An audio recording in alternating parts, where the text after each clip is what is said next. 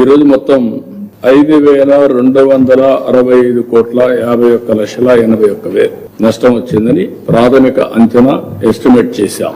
దీంట్లో కూడా అగ్రికల్చర్ లో 829 కోట్లు, హార్టికల్చర్ లో 39,99,00,000, సెరికల్చర్ 65 లక్షలు. ఇప్పుడు జగన్ వచ్చిన తర్వాత రైతు భరోసా కేంద్రాలు పెట్టడం, సచివాలయ వ్యవస్థ పెట్టడం, అది ఇప్పుడు ఈ ప్రభుత్వానికి ఉపయోగపడింది.